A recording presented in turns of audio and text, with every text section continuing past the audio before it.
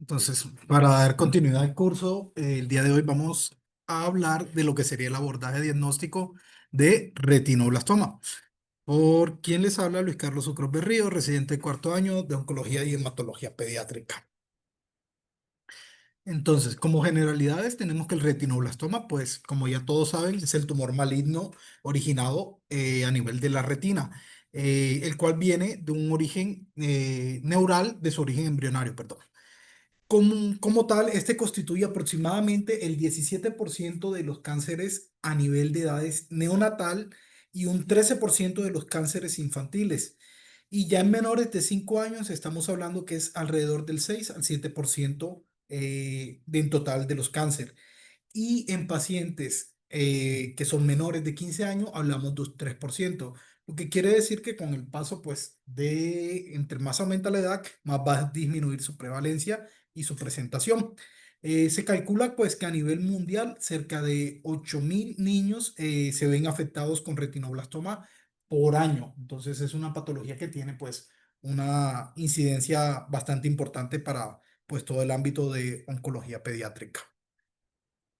Con su epidemiología, como decíamos, con su incidencia de 1 a 15, pues nacidos vivos por cada 15.000 nacidos vivos, con una mayor carga en la parte del sudeste asiático y en la parte de África, subsahariana.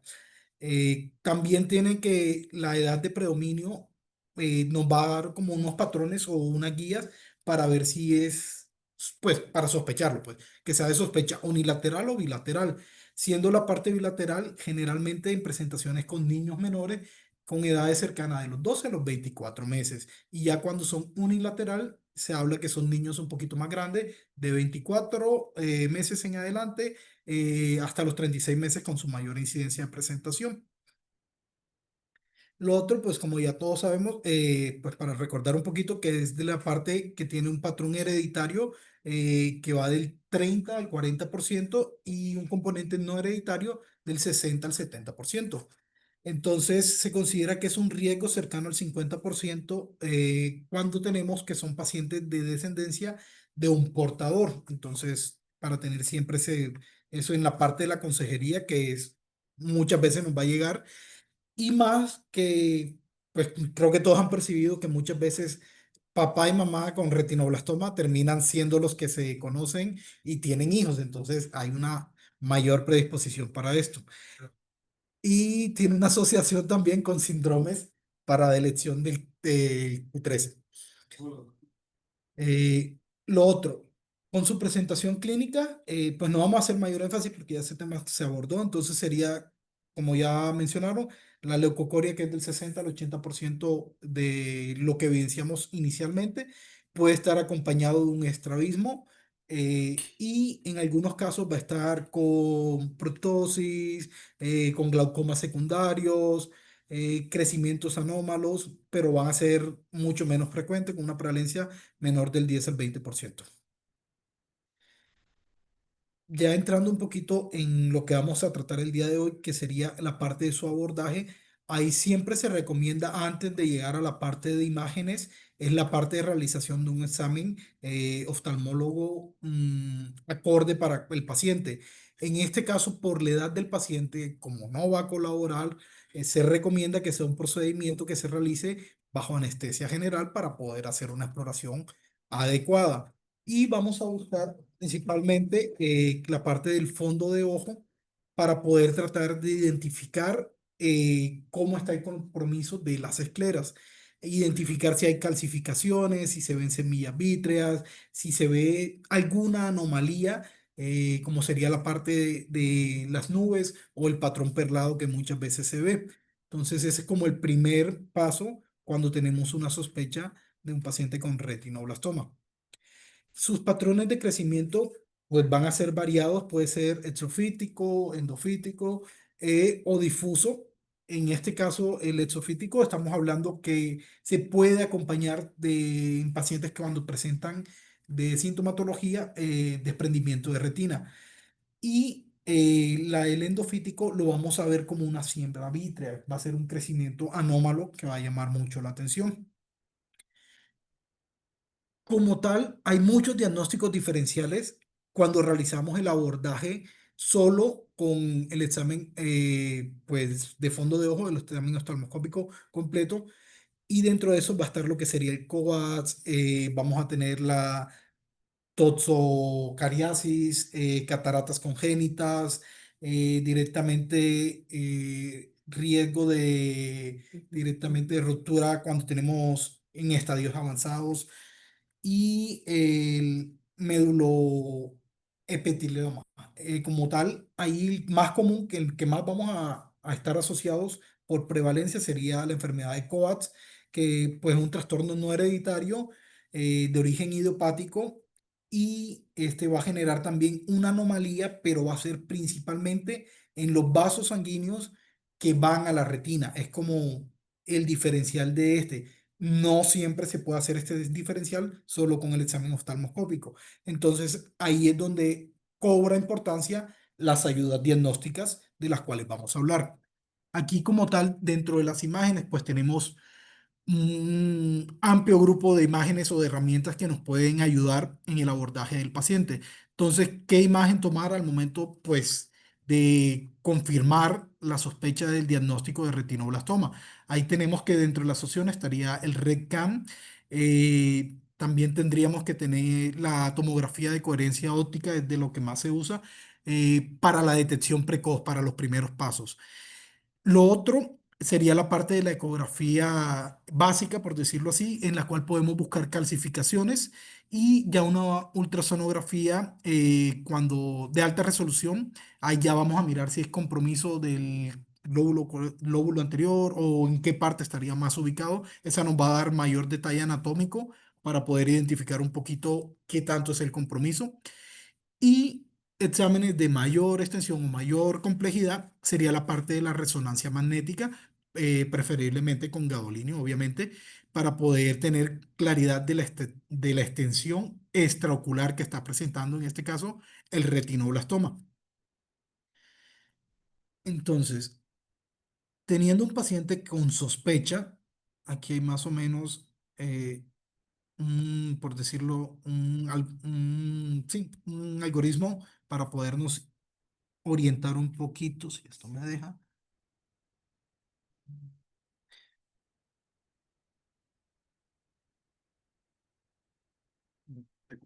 Bueno, en este vamos a mirar. Tenemos al paciente con sospecha posterior a la realización del examen oftalmoscópico. Ahí vamos a ver si el paciente tiene calcificaciones en ese primer abordaje, si sí o si no. Si el paciente no tiene calcificaciones, hay que pensar en la factibilidad de realizar una tomografía de cráneo y órbitas. Con este hay unas limitaciones. En este caso, la principal limitación sería uno, que vamos a exponer al paciente a una gran carga de radiación, obviamente, y estaría contraindicado en los pacientes que tienen retinoblastoma hereditario porque puede desencadenar unas segundas neoplasias. Entonces, ahí tendríamos que sopesar mucho si es necesario la realización de este estudio o si tenemos dentro del arsenal otros posibles exámenes para el abordaje. Dentro de esos otras posibles, cuando tenemos que si hay una calcificación, ahí lo ideal sería realizar la parte de la resonancia magnética con gadolinio, en la cual vamos a hacer énfasis a nivel craneal y de la órbita. En esta podríamos identificar la extensión directamente a nivel extraocular, que tanto es el compromiso, y si está comprometiendo sí o no la parte del nervio óptico. ¿Esto para qué nos va a servir? Para tener claridad de un estadiaje y mirar cuál sería el paso a seguir si toca realizar la enucleación enseguida posterior al estadiaje que nos esté arrojando en esta ocasión. También con la enucleación vamos a seguir haciendo unas vigilancias, unos controles, unos seguimientos y de esto va a estar la parte de la sospecha de que yo tenga el retinoblastoma a nivel extraocular o la sospecha de una metástasis. En caso de yo tener esta sospecha, ahí es donde entraríamos al resto de estudios complementarios. Dentro de esos estaría pues lo que sería la parte del aspirado de médula y la punción, pues la toma de líquido cefalorraquídeo por medio de punción lumbar para mirar pues si tiene compromiso en otras partes. También evaluar la necesidad de realizar tomografías total, por decir, taquear al paciente buscándole, o mejor aún si tienen la facilidad de realizar el PET, sería pues la mejor opción. Entonces, dentro de todo lo que hemos mencionado, vamos a comenzar hablando un poquito ahora de lo que sería el RECAM. El RECAM, para ponerlo como en palabras un poquito más castizas, hagan de cuenta que van a hacer el mismo examen oftalmoscópico, obviamente con una mayor definición, pero con este vamos a tener la facilidad de que se realiza de un proceso dinámico. Entonces va a ser un video en el cual pues vas a poder pausar, vas a poder buscar y detallar con mayor cabalidad, por decirlo, los compromisos oculares del paciente.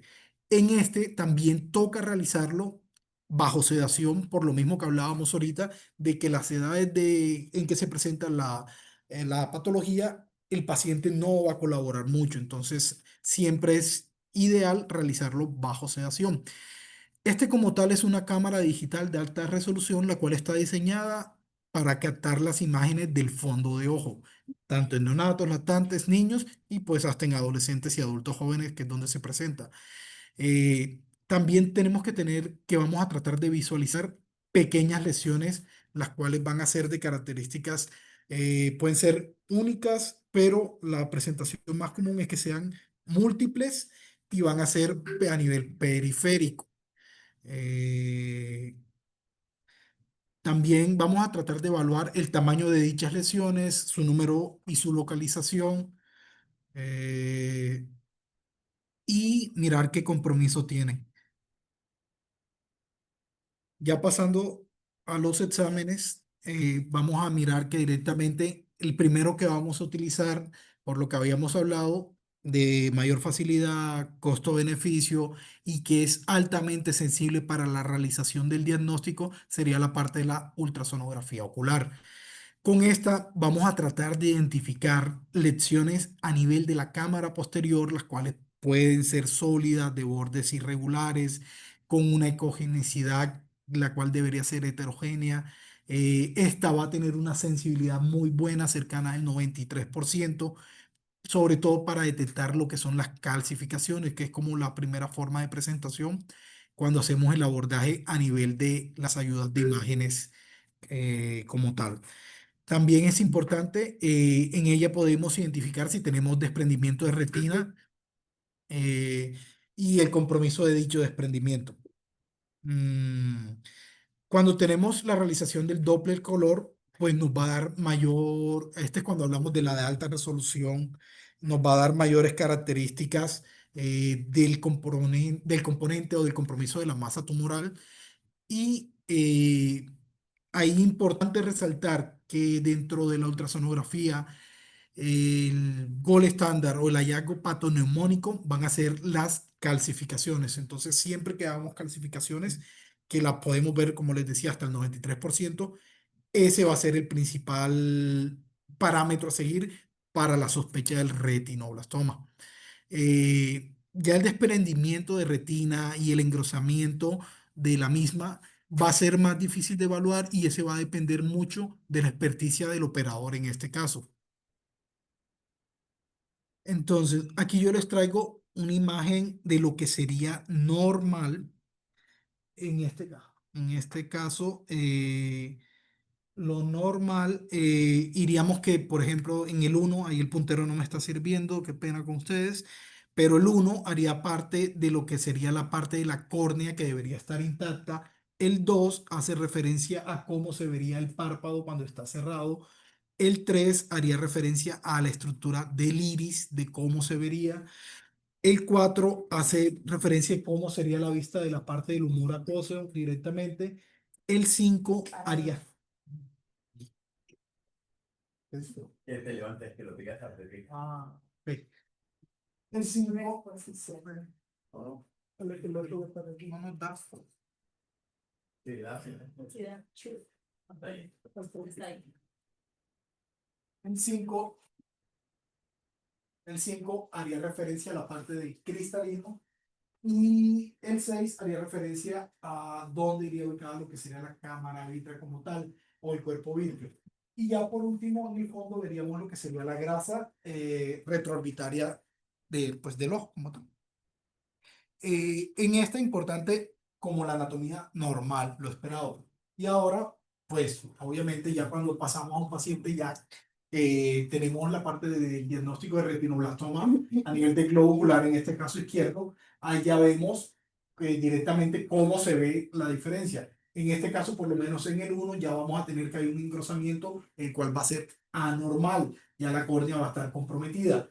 El 2 hace referencia a lo que sería la superficie reflectante posterior del cristalino. También tiene un engrosamiento muy marcado con relación al anterior. En el 3 donde ya identificamos la parte del contraste, perdón, del humor micro, que ya va a estar claro y va a ser directamente ciliar la forma, va a cambiar la forma. Ya en el 4 ya estamos viendo que pues la parte de la grasa se empieza a perder la ecogenicidad que tenía previamente. Y pues ya en el 5 estamos viendo es más que todo un fenómeno como tal la masa, lo que está ocupando directamente, generando la sombra de la ecogenicidad, la cual en este caso no se alcanza a identificar una calcificación, pero ya se ve el efecto de masa como tal de lo que está comprometiendo a nivel pues, del ojo izquierdo, en este caso del paciente. Ahí tienen que mirar también muchas veces qué tanto es el compromiso, se alcanza a comprometer la parte del nervio óptico, pero es lo que les decía, ahí depende muchas veces más del operario, pues en este caso, de la persona que realiza el estudio, para mirar qué tanto es el compromiso de la extensión del globo ocular o más allá del globo ocular. Entonces, lo otro es la parte de la ecografía. Aquí que vamos a poder ver también son masas, como lo mencionábamos ahorita, irregulares que tienden a ser más ecogénicas que el cuerpo vítreo como tal. Y pueden estar o no acompañadas de las calcificaciones. Las calcificaciones no siempre tienen que estar. Pero pues la sensibilidad que les mencionaba ahorita es muy buena, que está arriba del 93%. Entonces, por eso nos ayudaría mucho si la D es el signo patognomónico. También se puede, lo que les decía, según la experticia del operario, signos para sospechar en desprendimiento de retina.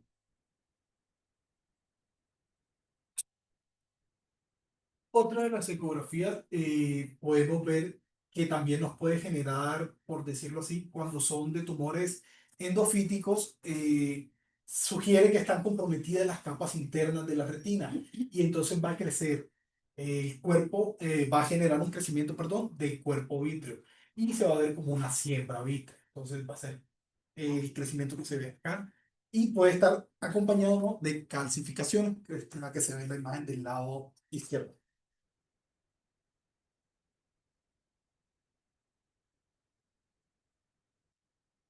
Otros de los estudios a realizar o que tenemos a la disponibilidad son las tomografías. Dentro de las tomografías, lo que hablé ahorita en la introducción cuando les presentaba pues todos los estudios, tenemos que nos puede ayudar a evaluar la extensión directamente, si es extraocular y también nos ayuda mucho para bueno, nos ayuda para la parte de las calcificaciones. En este caso lo veríamos como un tumor de características que va a ser hiperdenso con o sin calcificaciones. eh, por decir, la parte buena, por decirlo así, es que si hay la calcificación, esta la va a detallar con mayor precisión que alguno de los otros estudios que tenemos como de utilidad, por decirlo así. Eh, Generalmente se podría ver afectada la región posterior de, de la región del humor vitro, es la que más se vería afectada y deberíamos evaluar la necesidad o la utilización de la misma debido a las desventajas que mencionábamos ahorita, que es que el paciente, pues lo podemos tener exposición a una carga de radiación alta y para algunos tipos de retinoblastoma eso sería contraproducente pensando en una posible segunda neoplasia. Entonces, ahí tenemos como tal en porcentajes que tenemos que las calcificaciones las podría detectar con una sensibilidad cercana del 81 al 96% y la especificidad es aún mayor, pero para las calcificaciones, haciendo énfasis en esa parte. Y lo otro bueno que nos pueden generar es que podríamos hacer un comparativo muy marcado de cómo se encuentra el cuerpo vítreo como tal, de ambos ojos, y hasta para hacer el primer enfoque de abordaje de mirar si tienes tensión o compromisos cercanos, por decirlo así. Como tal, también pues la tomografía, recordar que fue como la primera ayuda fuera de la ultrasonografía que se empezó a utilizar, y en estas, digamos que nos podía ayudar era porque miraba con mayor facilidad la parte si tenía compromiso o no del nervio óptico y pues su buena sensibilidad que tiene en comparación, pero para calcificaciones, pero no para compromiso del nervio óptico. Entonces, ahí es de las cositas que le hace perder como objetividad o mayor utilidad a la parte de la tomografía. Entonces, ahí yo revisando encontré un artículo en el cual me decía, pues lo que me diera la utilidad de la tomografía como tal para mirar qué tanto servía para identificar lesiones a nivel del nervio óptico. En este miraban qué tanto había el engrosamiento y realizaba el proceso comparativo pues de los ambos humor vitro afectado y el nervio óptico afectado, sobre todo en pacientes que habían tenido o eran candidatos a realizar enucleación para la parte del diagnóstico, sean unilaterales o bilaterales. Y con esto nos presentó directamente unos resultados donde se estudiaron 50 pacientes, los cuales de esos 50 22 cumplían con criterios, de estos 22 11 mujeres, 11 hombres, y en ellos todos tuvieron enucleación del ojo afectado. También con estos, en 8 se les diagnosticó la invasión o compromiso del nervio óptico, el cual fue correlacionado posteriormente con la parte histopatológica. Y en 13 de estos 22 pacientes también se descartó invasión. Entonces nos decía que, pues lo que nos mencionaba ahorita, nos ayuda mucho para mirar directamente en caso de que tenga las calcificaciones, pero no era una pieza o un pilar para la parte del compromiso del nervio óptico, porque nos daba que tenía una especificidad cercana al 50%. Entonces, no era como los mejores datos para evaluar el compromiso del nervio óptico. Entonces, por eso no es como la prueba que más utilizamos por obvias razones. Dentro del resto de ayudas, vamos a entrar un poquito a lo que sería la parte de la utilización de la resonancia como tal en retinoblastoma. Ahí con esta vamos a tratar de identificar lesiones con características que sean hiperdensas a nivel de T1 y las cuales van a ser eh, hipointensas, hiperintensas, perdón, a nivel de T1 y hipointensas a nivel de T2. Esta sí tiene una utilidad para la parte de evaluación del nervio óptico. Y también nos sirve para evaluar cómo están las coroides, cómo está el compromiso del cerebro, y en algunos casos para también compromisos externos. Eh, También evitamos la alta carga de radiación que poníamos cuando realizábamos las tomografías, lo cual nos ayuda a evitar unas posibles segundas neoplasias. Entonces, esas es como las ventajas que tiene en comparación. Dentro de esto tenemos que la resonancia magnética nos ayuda pues tanto a la detección de las calcificaciones tumorales, específicamente o con mayor precisión cuando hablamos de compromiso del fondo de ojo, y también nos va a ayudar o va a ser un pilar fundamental para la parte de la estadificación del paciente. En esta estadificación nos va a permitir evaluar o determinar el compromiso de invasión ocular y extraocular.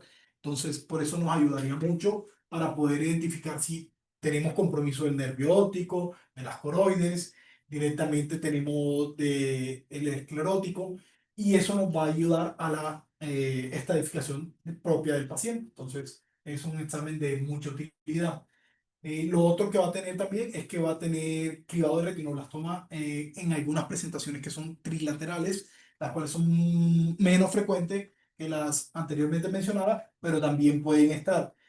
Y nos ayuda como un diagnóstico de segundas neoplasias primarias. Entonces es un examen mucho más completo.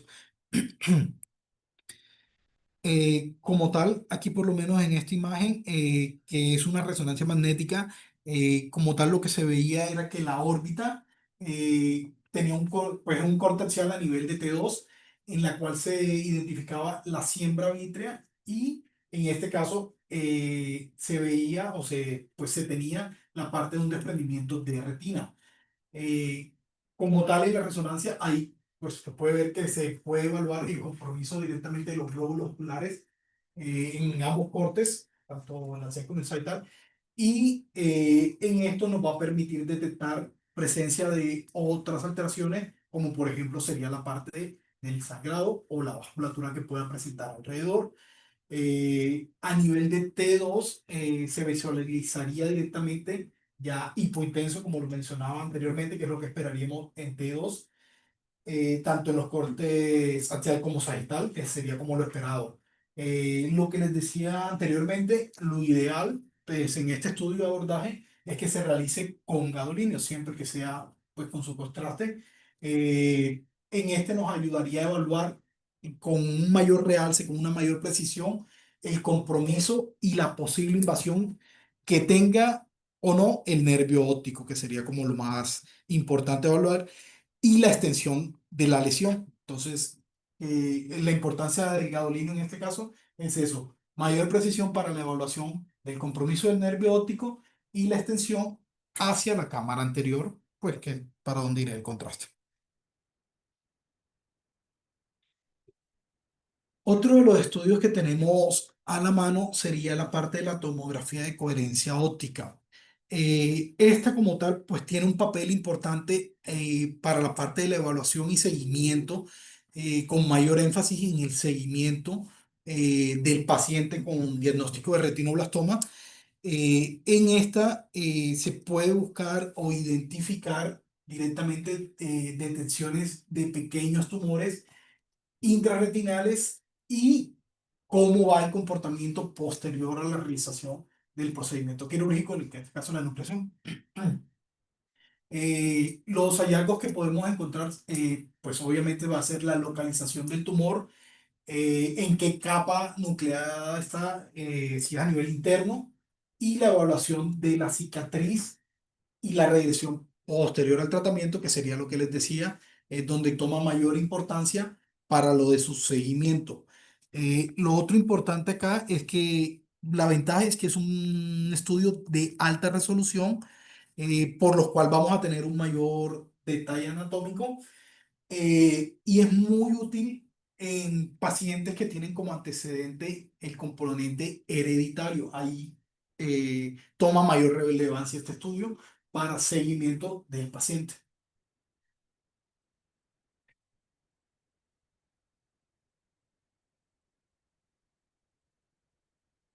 Uno de los estudios que encontré, pues que nos hablaba de la utilidad de ella, era que pues es un método relativamente sencillo de realizar.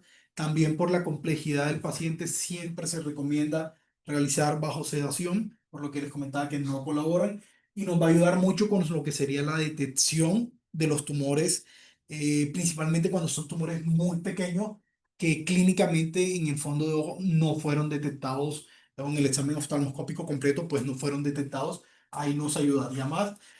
Y para el seguimiento propio del paciente, pues en el transcurso de su tratamiento, también nos serviría con menos especificidad que la parte de la resonancia, pero nos serviría también para evaluar el compromiso de invasión o el compromiso como tal del nervio óptico y la decisión es más que todo en pacientes menores de 4 años, donde toma mayor utilidad, por decir este estudio. Y como tal tiene unos beneficios que sería para diagnosticar efectos del tratamiento, patrones de regresión y posibles recaídas tumorales. Entonces, es como el aporte beneficioso, por decirlo así, de dicho estudio. Su limitación es que las lesiones periféricas lejanas no tienen tan fácil accesibilidad, o sea, va a ser muy difícil de identificar y más que les va a costar aún más. Las características, por decir, del detalle, de la calidad, no van a ser muy buenas, entonces no sería su fuerte, por decirlo así. Y también en grandes masas solo puede acceder a una parte de dicha lesión. Entonces, cuando hay lesiones muy grandes, no la va a captar toda con facilidad, por decirlo así. Entonces, sería como de las desventajas que tenía la realización de la tomografía en este caso. Otro de los estudios que tenemos en el abordaje sería la parte de gamagrama óseo. Este gamagrama óseo, más que todo, lo vamos a utilizar cuando estamos evaluando que el paciente tenga posibilidades de metástasis ósea. Por lo tanto, van a ser en casos más avanzados. En ellos vamos a buscar que el paciente va a presentar lesiones de características hipocaptantes, en este caso, en los huesos largos o los huesos del cráneo como tal. Su limitación va a ser que no tiene tanta especificidad comparado con otros estudios, como la resonancia, por ejemplo. Lo otro que puede tener es una captación, perdón, la cual puede estar aumentada.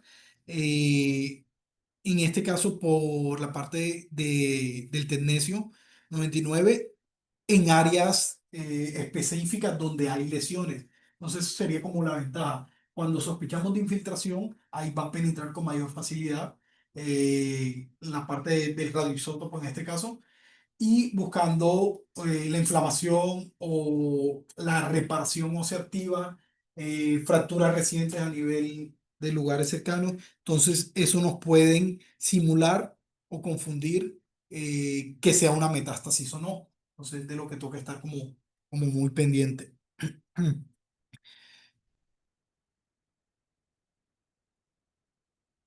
Otro de los estudios que tenemos a disposición es la parte de la biopsia de médula. La biopsia de médula, pues también va a ser más o menos lo mismo.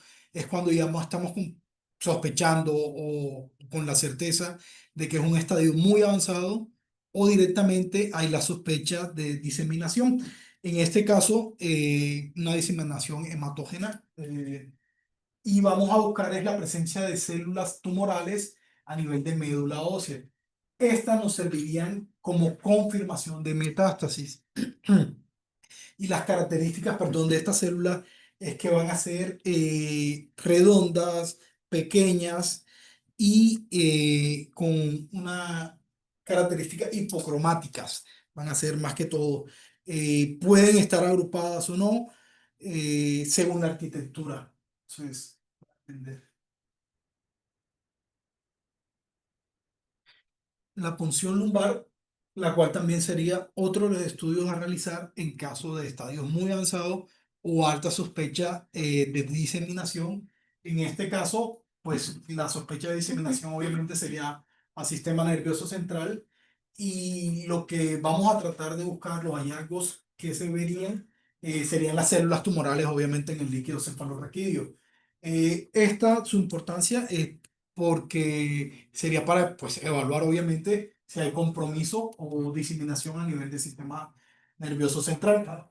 Eh, Como tal, pues lo que se busca es eso, las células en líquido cefalorraquídeo se hace solo en estadios avanzados o compromiso de retinoblastoma extraocular, serían como las indicaciones o confirmación de infiltración al nervio óptico o invasión o infiltración al nervio óptico. Serían como la pauta para realizarla. Y se va a buscar es la diseminación meningia.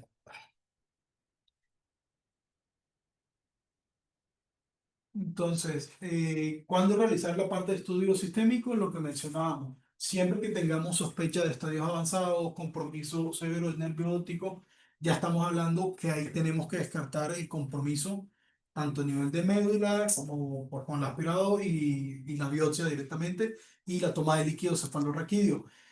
Y también determinar o evaluar la necesidad de realizar los estudios de imágenes que mencionaba inicialmente, sea la toma sería de tomografías o si tienen la facilidad de realizar el PET, pues sería pues aún mucho mejor cuando tenemos sospechas altas de que hay metástasis a distancia.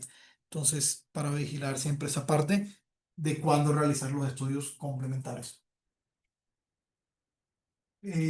Entonces, tenemos, hay como un pequeño resumen, tenemos que la parte de la clínica, ya sabemos que cuando tenemos la sospecha, lo primero que vamos a hacer es el abordaje, buscando el examen oftalmoscópico indirecto. Si tenemos la facilidad de realizar el RECAN bajo anestesia, pues mejor aún, por lo que les digo, vamos a poder precisar, detallar, tener el video para que sea de forma más dinámica y poder evaluar múltiples pares en caso de que tengan dudas. No va a ser como solo la única visión de cuando se realiza el examen oftalmoscópico. Entonces nos ayudaría para confirmar directamente si tenemos el tumor o no.